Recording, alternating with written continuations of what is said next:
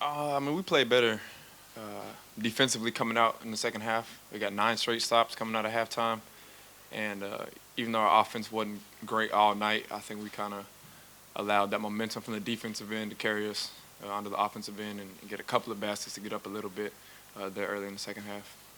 What was the struggle in the first half? Because you went through a stretch where shots weren't falling. Was it just one of those days where shots weren't falling, or were you not getting good looks, or something else? It sure did feel like one of those days. And I think sometimes we kind of press and try to force the issue to get out of it because we want to get it out of that feeling so bad. And we just got to stay with the system and keep finding guys and getting open looks, and we're going to knock them down. And while we're not hitting shots, I think tonight we did a good job of defending on the other end. We got 8 kills, which is 3 stops in a row is 1 kill. So it was the first time this year we got that, and we're looking to build on that for sure. What did you guys talk about at halftime, either the coaches or among the players? Just playing together more, moving the ball and taking good shots. That was probably the main focus at halftime. Obviously, it's your first year here, but you're also one of the older guys. Mm-hmm. Do you take on some of that leadership in the conversation in halftime? A little bit. Coach Lanier has been on me about speaking up a little bit more. Not really putting it all on Zach Nuttall, who's a really vocal leader for this group that everybody trusts and looks to. But Coach Lanier doesn't just want it on Zach's shoulders when it comes to being vocal and leading. He wants me and Effie and Zurich, guys like that, to step up more and help carry the load for Zach. Are you comfortable with that role, or does that fit your personality to take that on? It does. I feel like my whole life I've kind of been a leader, but I'm in a new situation now and kind of have been kind of hesitant to be super vocal all the time. Coach talked after one of the first couple of games about the learning process as all of these new players get used to each other and used to him and the coaching staff. How important is it to learn to figure out a way to get a win, even as you say, when the shots weren't falling? That's the only thing that matters at this point in the season. You see a lot of teams across the country losing to teams that you probably wouldn't think they would lose to. So in mid-November, if you can get out of the game, out of the 40 minutes with the win, and then go back to the film room and practice and build on that and keep growing and growing throughout the season, I think that's all you can ask for this time of the year. You mentioned even when your shots aren't falling, you had to play hard on the defensive end, and you did hold them under 29% shooting. How much of that was their shots just not falling today as well, or were you and your guys really exceptional on the defensive end? I think we were pretty locked in on defensive end. Coach Andre Owens had to scout. I feel like he had us prepared for all the actions and sets they were going to play, so we could call everything out early. We knew where they wanted to get the ball, what guys they wanted to get the ball to, and I feel like guys did a good job contesting and finishing the play with the rebound. Considering the way the shooting went and the fact that you got out rebounded by 4, are you surprised to be sitting here after a win? No, I'm not surprised. Because like I said, they say if you get 8 kills in the game, there's a 98% chance you're gonna win, and we got 8 kills tonight. Obviously, like you said, offense wasn't clicking tonight. I didn't know we got out rebounded. That shouldn't have happened. I take a lot of heat for that. Yeah, anytime you can get out with a win, that's all that matters. Is that 8 kills like the number one goal for you guys going into every game now? Yeah, because if you're out there, getting lost in the fight and trying to get 8 kills, you're not really worried about I started the game 0 for 3, 0 for 4. You're just locked in on getting stops, and that energy and momentum kind of carries throughout the team, and then also on the offensive end. Ideally, moving forward, maybe not tonight. Obviously, you haven't had a chance to really digest this one or look at film yet, but just from having been out there, anything come to mind quickly as what you'd like to clean up or tighten up before Tuesday, other than just getting some more shots to fall? Coach will probably have a different response than me, but after a game like that, I just want to get some shots up, and I'm sure the rest of my teammates feel the same way. Just get some shots up, see the ball going a few times, and hopefully shoot the ball a little better on Tuesday night. Winning feels good, always.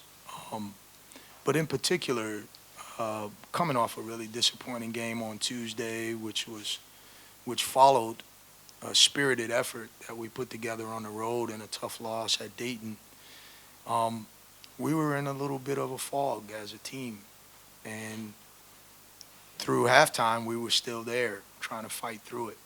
I really believe that there's a pretty good team inside that locker room, and we're trying to find a way to unlock them.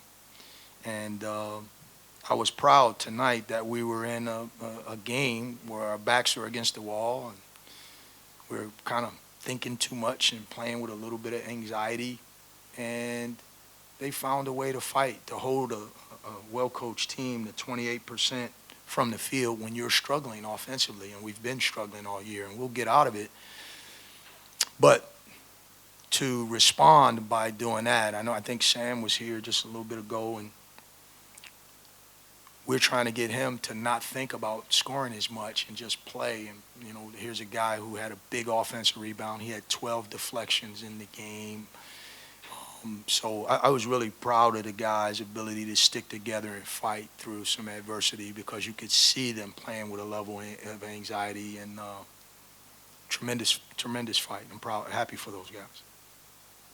Samuel mentioned the first half, shots weren't falling.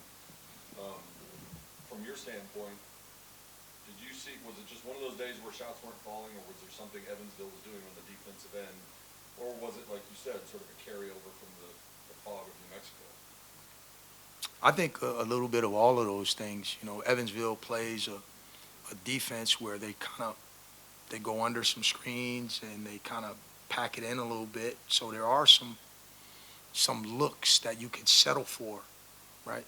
And so instead of us getting an advantage and taking those shots, we were kind of like settling a little bit. And so, but I also think, like I've told F.A., if he keeps missing those, we're going to keep living with him until they start going in, because eventually they will. And he's had a few chippies. I think he had 10 points on the game, but he probably had 18 if he just makes some of those at the front of the rim. And at a critical time in the game, he scored 2 of them that really made a difference for us and gave us a little bit of breathing room again. And so, and I think that'll start to happen for several guys. We got guys that are capable and in due time, but if we continue to defend and fight and we take some of that pressure off ourselves, I think the lid will come off at some point. Your offense was more than twice as productive in the second half, points-wise, compared to the first half. What did you and your staff say at halftime? What changed, to use your term, help you guys unlock that a little bit after the halftime? No, we just challenged them. There was a couple of guys that were allowing the fog to get the better of them and affect their body language, and to, they're putting their heads down a little bit in frustration. And we're talking about so many guys who have their first time in a big role. And all right, man, you want to be a player, now's the time. You know what I mean? You can't pout. You gotta fight. We use the analogy every game. It's a 10-round fight, and there's no knockouts. No one's gonna knock you out in the first round, and you're not gonna knock anybody out. You have to play every minute of the game. And at halftime, we're almost acting like we're embarrassed or whatever, and we just gotta make it about ourselves and team and continue to fight. And we fought in the second half. They responded to that message, and it's a credit to them. How much of the learning process, as you and your team get used to each other, how much of the learning process is figuring out a way to dig out a win when the shots are not falling? Yeah, I think that's what today was about. It was a great, every time, this week was special for us in a lot of ways. Because at some point as a team, like I've had a group the last 3 years that every time we got into a situation, it was usually something that we had a frame of reference for, that we had been through it together before, right? And so getting our butts kicked on Tuesday and really, we felt like we were in quicksand, even in practice. They're saying the right things. We're good, coach. We just gonna come out and fight. And then when we got in the game, there still was some residue there, and we found a way to win. And now this becomes something that is a frame of reference for us. Now we got to turn around and play a really good team on Tuesday. Really good team that we played 3 times last year, and they're picked #1 in their league for a reason. They're really, really talented. And I think getting our heads above water today gives us a chance to have a good day tomorrow to break down this game and be honest about it, get some work done in preparation for Tuesday's game, and then Monday, get some work done that'll give ourselves a chance to protect our home court against a team that'll probably be an NCAA tournament team. Sam said that he assumed some of his teammates were probably eager to just go down and get up a lot of shots between now and Tuesday to try to get the shooting back on track. Yeah. Other than getting shots up, what can you talk about or tweak between now and then? I'm constantly working on different concepts. We play a little bit of a free-flowing offense that has a lot of concepts, and it's a different kind of undertaking. It requires some feel and some decision making. But when you do this, when you play a motion style offense, oftentimes there's some rough patches before you get that synergy that you want to see, where all things are clicking, where there's a feel for what the shots that Steph is going to get, and what Sam's strengths are, and how Zurich can shine, and Jack, et cetera.